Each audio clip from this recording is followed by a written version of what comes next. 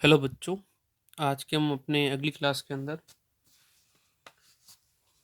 Elasticity के अंदर ही third relation निकालेंगे। तीसरा संबंध यंग प्रत्यास्थता गुणांक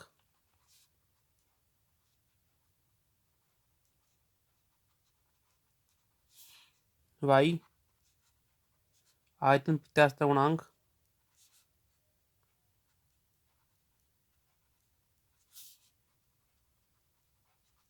k व रिजिड मॉड्यूल अपरूपण गुणांक नीटा के मध्य संबंध। कैसे है संबंध? ये हमने इससे पहले दो संबंध निकाल रखे हैं, जो यंग प्रत्यास्थता गुणांक, आयतन प्रत्यास्थता गुणांक और पाइस निष्पत्ति के मध्य है। ठीक है, और इसके अलावा एक और संबंध निकाल रखा है, जो यंग प्रत्यास्थता गुणांक, अपरूपण गुणांक और पाइस निष्पत्ति के मध्य है। समीकरण 1 और ये समीकरण 2 अपन अपने पूर्व संबंध के आधार पर लिखते हैं। ठीक है, अब समीकरण 1 से हम निकालते हैं y की वैल्यू 1 - 2 सिग्मा की वैल्यू। ठीक है, तो समीकरण 1 से हम लिखेंगे y = 3k 1 - 2 सिग्मा। ठीक है, और समीकरण 2 से भी, समीकरण 2 से y/नीटा साथ में क्या रहेगा 2 - 2 सिग्मा, 2 सिग्मा। ठीक है, अब ये समीकरण 3 है और ये समीकरण 4 है। समीकरण 3 और 4 का योग करते हैं। समीकरण 3 रहेगा y/3k प्लस y/नीटा। समीकरण 4 जो है वह 1 - 2 सिग्मा प्लस 2 - 2 सिग्मा। ठीक है, तो यहाँ पर क्या हो जाएगी वैल्यू इस साइड में, हाँ यहाँ पे प्लस है, सॉरी सेकेंड समीकरण के अंदर प्लस है, तो यहाँ पे कैंसिल हो जाएगा। ठीक है, कैंसिल हो गया, 1 + 2 3 हो गया, तो y/3k प्लस y/नीटा = 3 हो रहा है। ठीक, यहाँ से अपन लेंगे कॉमन, कॉमन लिया 1/3k प्लस 1/नीटा = 3 हो गया। ठीक है, तो 1/3k प्लस 1/नीटा = 3/y। और यहाँ से मैं पूरे समीकरण में से 3 को क्या कर दूंगा, ऊपर नीचे नहीं, ऊपर नीचे नहीं, अपन यहाँ पे क्या करेंगे 3 से मल्टीप्लाई कर देंगे, पूरे समीकरण दोनों तरफ कर देंगे। ठीक है ना, तो इधर करेंगे तो 3/3k प्लस 3/नीटा 9/y, ये कैंसिल 1/k प्लस 3/नीटा = 9/y। ये अपना हो गया एक संबंध। तो इस संबंध से हम क्या कर सकते हैं, तीनों गुणांक, आयतन प्रत्यास्थता गुणांक, अपरूपण गुणांक और यंग प्रत्यास्थता गुणांक के मध्य संबंध देखेंगे। ठीक है, अब एक छोटा संबंध और निकालते हैं। यहाँ पर अपने पास में ये दो समीकरण है, इन्हीं दो समीकरणों से निकालेंगे। ठीक है, कि ये भी y का और ये भी y का है। ठीक है, तो अपन फोर्थ एक संबंध निकालते हैं, वो होगा अपने k आयतन प्रत्यास्थता गुणांक, ऋण प्रत्यास्थता गुणांक नीटा और पाइस निष्पत्ति के मध्य संबंध निकलेगा। ठीक है ना, समीकरण 1 व समीकरण 2 से क्या होगा, 3k 1 - 2 सिग्मा बराबर 2 नीटा 1 + सिग्मा। ठीक है, तो यहाँ से अपन देखेंगे, क्या देखेंगे 3k - 3 × 6k सिग्मा बराबर 2 नीटा प्लस 2 नीटा सिग्मा। ठीक है, और हम यहाँ से ये नीटा को 2 नीटा कॉमन इधर ले लेंगे -2 नीटा। ठीक है, पीछे क्या रहेगा उस साइड में 2 नीटा सिग्मा प्लस 6k सिग्मा। ठीक है, नेक्स्ट 3k - 2 नीटा सिग्मा लेंगे कॉमन, 2 नीटा प्लस 6k। ठीक है, तो सिग्मा की वैल्यू जो होगी 3k - 2 नीटा अपॉन 2 नीटा माइनस प्लस 6k। ये हो गई अपने सिग्मा के नीटा इन तीनों के मध्य संबंध, सिग्मा के नीटा इन तीनों के मध्य संबंध, ये समीकरण और ये समीकरण। ठीक है, दोनों समीकरण से हम वैसे सभी के मध्य आपस संबंध ज्ञात कर सकते हैं। अब यहाँ पे अपन कुछ सीमाएं देखेंगे। ठीक है, लिमिटेशन क्या है इनकी, जो अपने आपस में व्यंग प्रत्यास्थ गुणांक जो पारस्परिक गुणांक निकाले उनकी सीमाएं क्या होती है वो सीमाएं देखेंगे। ठीक है, तो हम देख रहे हैं कि यंग प्रत्यास्थ गुणांक जो होता है y = 3k1 - 2 सिग्मा होता है, और दूसरी तरफ y = 2 नीटा 1 + सिग्मा होता है। ये दो संबंध है इसके यंग प्रत्यास्थ गुणांक के। ठीक है, तो यहाँ से 3k1 - 2 सिग्मा बराबर 2 नीटा 1 + सिग्मा हो जाएगा।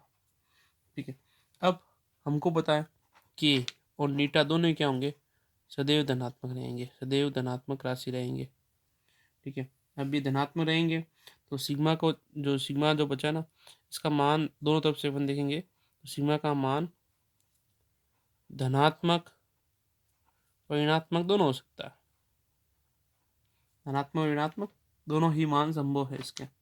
ठीक है, तो अगर अब अपन दोनों चीज़ देखते हैं, पहला केस की यदि सिग्मा है ना धनात्मक राशि होती है, धनात्मक राशि होती है तो अपन यहाँ देख ले सिग्मा धनात्मक राशि है, यहाँ पे भी सिग्मा वो भी धनात्मक राशि है। तो उन दोनों ही केस यहाँ पे रहेगा 1 - 2 सिग्मा जो रहेगा, सिग्मा धनात्मक है तो ये रहेगा हमेशा ही 0 से बड़ा रहेगा। ठीक है, तो 1 जो रहेगा 2 सिग्मा रहेगा, और सिग्मा की वैल्यू जो रहेगी 1/2 से क्या रहेगी, 1/2 से बड़ी रहेगी। नहीं, सिग्मा छोटा रहेगा 1/2 से छोटा रहेगा। ठीक है, ओके, 1/2 बड़ा रहेगा सिग्मा से। ओके, ठीक है, सिग्मा की वैल्यू 1/2 मतलब 0.5 के छोटी रहती है। दूसरी चीज़, अगर यहाँ पे ये 1 + सिग्मा, ठीक है, ये धनात्मक है सिग्मा, तो इस केस में ये भी क्या रहेगा, बड़ा रहेगा 0 से। ठीक है, 0 से बड़ा रहेगा तो सिग्मा क्या रहेगा, -1 रहेगा, सिग्मा रहेगा यहाँ पे -1।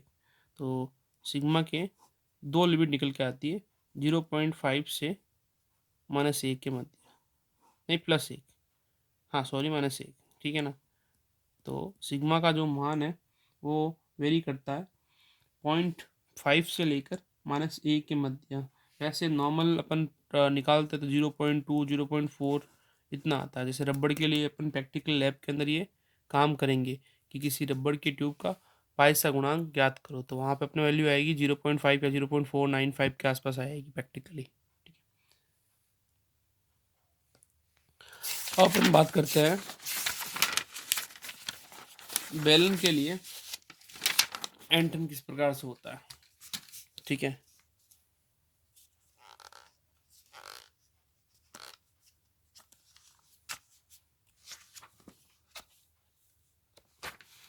तो अपन देखेंगे टोरिजन ऑफ सिलेंडर, बेलन में एंटन। ठीक है, वैसे तो अपन ये लैब के अंदर बेलन में एंटन कोण निकालेंगे भी कि किस तरह से निकलता है। ठीक है, तो प्रैक्टिकली यहाँ पे अपन समझ लेते हैं क्या होता है ये। अपने पास में ना माना एक L लंबाई की और स्मॉल r त्रिज्या की बेलनाकार छड़ है, छड़ या अपन उसको कहेंगे तार है, तार या छड़ है। ठीक है, वैसे अलग अलग पदार्थ की होती है, तांबे की भी होती है, स्टील की भी होती है। ठीक है, छड़ है, और इसके इसके एक सिरे को हमने क्या किया, दृढ़ आधार से कसकर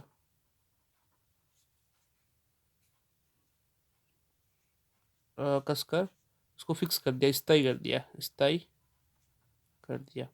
अब हम क्या करेंगे, और इसके दूसरे आधार और इसके दूसरे सिरे पर एक बल युग्म लगाएंगे। बल युग्म लगाने पर यह क्या करेगा, यह एक सिरे से घूम जाएगा। जिससे क्या होगा, जिससे इसमें एंटन उत्पन्न होगा, एंटन उत्पन्न होगा। ठीक है, और जितने कोण से घूमेगा उस कोण को अपन कहेंगे, इसे एंटन कोण कहेंगे, एंटन कोण कहते हैं। ठीक है, नेक्स्ट अब ये किस तरह से एंटन कोण होता है इसके अंदर अपन देखते हैं। जैसे ये है ना, अपने पास में एक लंबी छड़ है, ये लंबी बेलनाकार छड़ है। लंबी बेलनाकार छड़ के अंदर अगर एंटन कोण देखेंगे तो इसका ये सिरा तो क्या रहेगा, इस तरह से इस तरह रहेगा, और हम जैसे ही इसको देते हैं ये सिरे को इस तरह देते हैं। ठीक है, और ये इसकी त्रिज्या है, ये इसकी लंबाई है। ठीक है, अब इसका जो अपने ऊपर वाला सिरा है उसको इस तरह रख रहा हूँ मैं, ऊपर वाला सिरा ये इस तरह है। ठीक है, और अब इसके जो दूसरा सिरा है, स्वतंत्र सिरा, ठीक है, इस पर एक एंटन बल युग्म स्वतंत्र रूप से लगाया जा रहा है। ठीक है ना, तो इसमें एक एक तरह से पहले तो क्या होगा, ये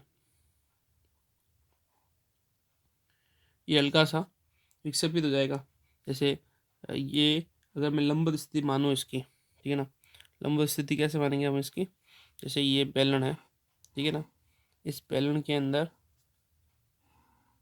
ये बीच वाला तो है इसका मध्य सिरा, ठीक है ना, और ये अब इसका ये अपने इस मध्य सिरे को दर्शा रहा है।